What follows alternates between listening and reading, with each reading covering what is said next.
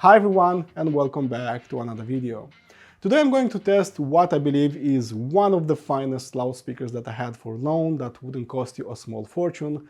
And while I tried plenty of loudspeakers in the same ballpark of $2 grand, personally for me these are better, and let me tell you why.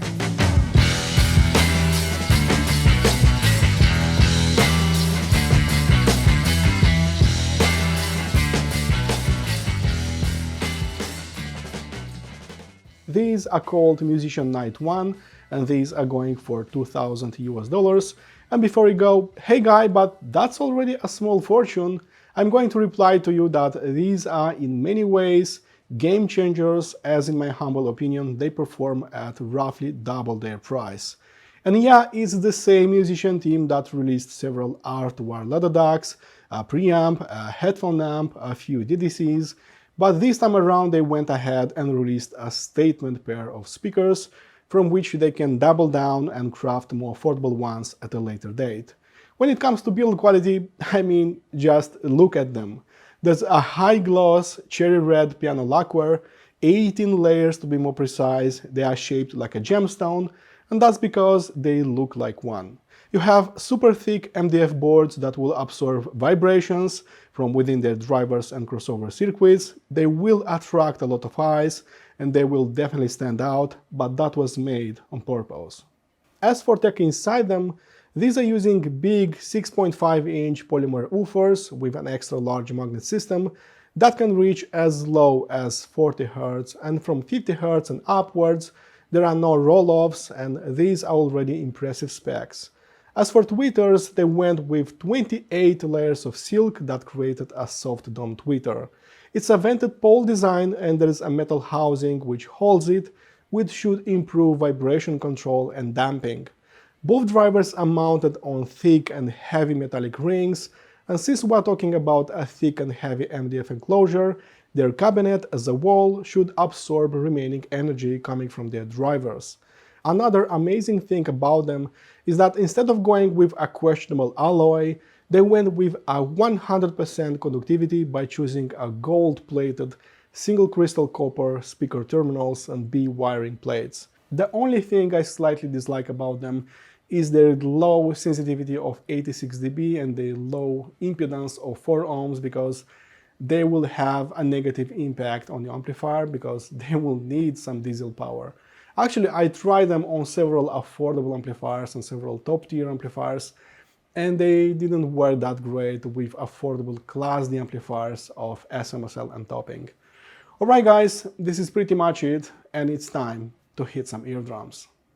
First of all, I want to mention that most of my listening was made via a full Chord electronic stack consisting of a Chord Dave, Chord Ultima 3 preamplifier and Ultima 5 PAW amplifier, getting all my music from a wireless streamer that was a shining IEMs 7. So at first I find them slightly bright. These were a little bit, not to my liking in terms of treble output, but after about 60 hours of use, everything just settled down, so I no longer find them bright. These are actually very real, very natural sounding without getting any kind of glare, listening fatigue, nothing like that. So that is already great. Now, I have already covered plenty of bookshelf loudspeakers in the same price point. Actually, most of my speaker reviews are happening at around $2 grand, and weirdly enough, most of them are also using silk tweeters.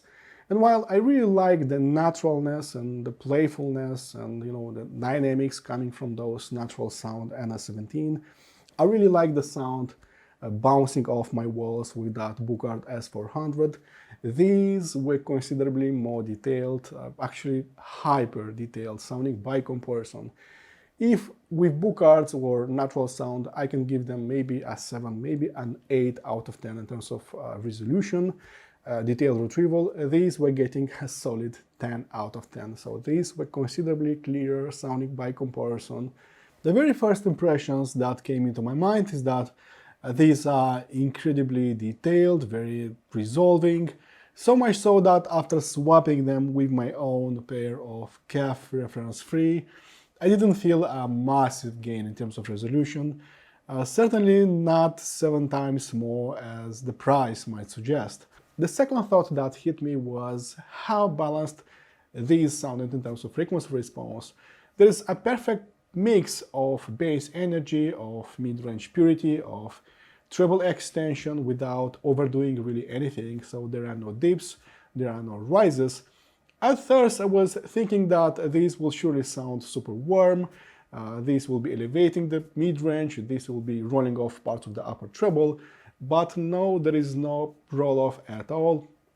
On the contrary, the treble is actually one of the standout of this loudspeaker, and the mid-range is certainly not elevated at all, so I believe that they have a perfect balance in terms of being technical but also musical, natural sounding at the same time. The third idea that popped into my mind is that these are not really airy sounding, these are super big sounding, especially for the price and for their size. Sure enough, my KEF reference 3 was actually bigger sounding, but I kid you not, in terms of imaging, in terms of depth, Night 1 was actually very, very close. They were adding lots of fresh air, even in less than perfect recordings, which shamefully had the biggest majority of my music collection.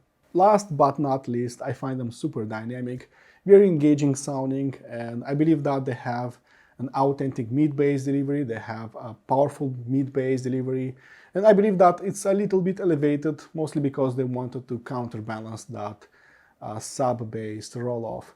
So personally, I find them more dynamic compared to, say, KEF LS50, Buchard S400, Sound of Eden Crescendo Uno, and more or less the same with something like Natural Sound NS17.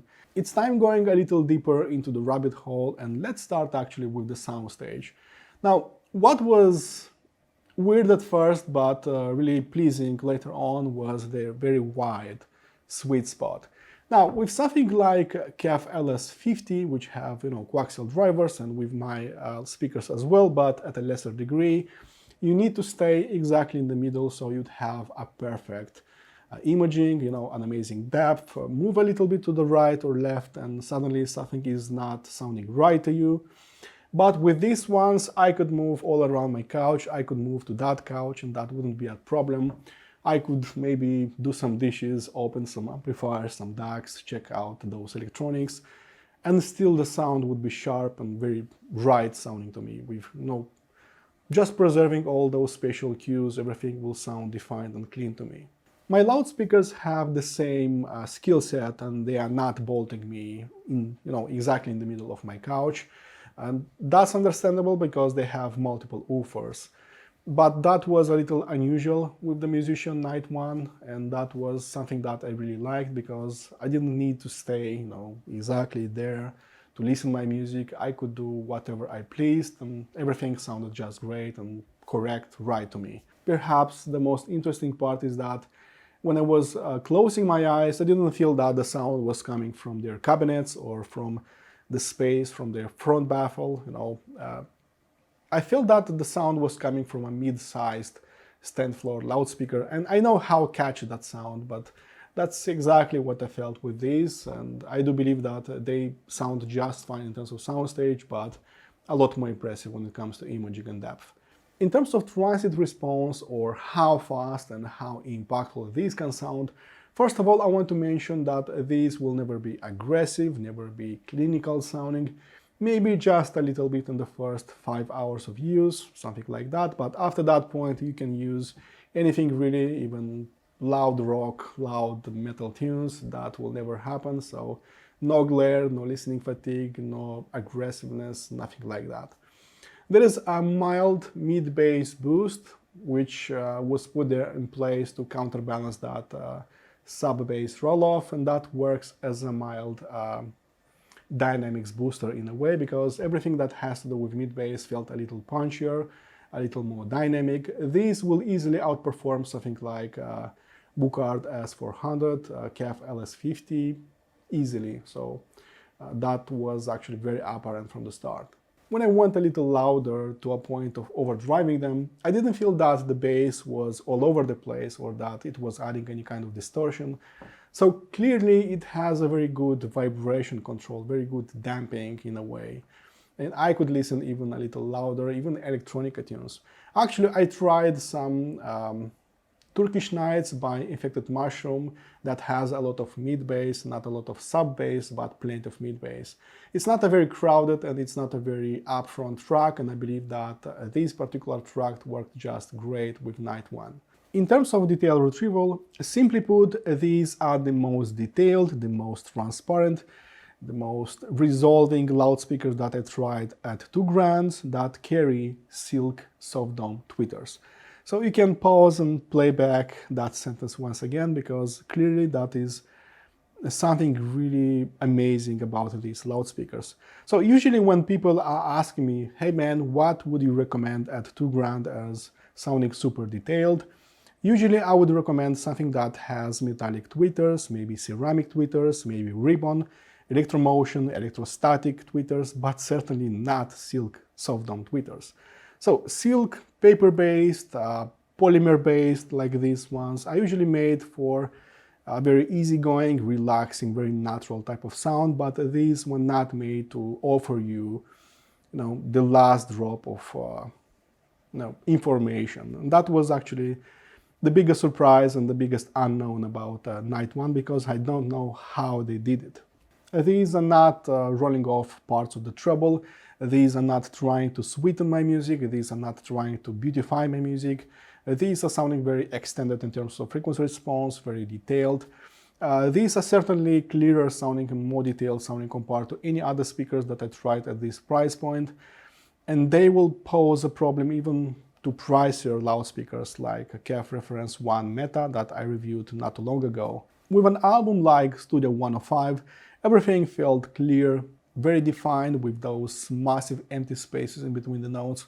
Everything was soothing, relaxing, very playful in a way. So this is not a very demanding track, but it will certainly push your speakers to their limits in terms of detail retrieval. And as much as I have tried, Night 1 never really disappointed. Moving on to frequency response, if I would not engage my head-crushing electronica, then I would not feel right away that something is missing from the frequency response. Of course, I'm about the sub-bass, which was not that playful. There was less rumble, less oomph. It felt rolled off below 40 Hz, and I felt that especially with electronica tunes. But with something like acoustic stuff, with jazz, with blues, with classical music, with everything in between, everything felt right from the get-go, so I had enough bass information, enough bass rumble. Double bass notes were quite weighty, quite defined. Bass guitar was quite zingy and had a longer vibration. And my prog rock collection sounded just fine from day one. So I believe that musician struck a really nice balance between sub bass and mid bass, and you'll be impressed a little bit more with bass quality rather than bass quantity.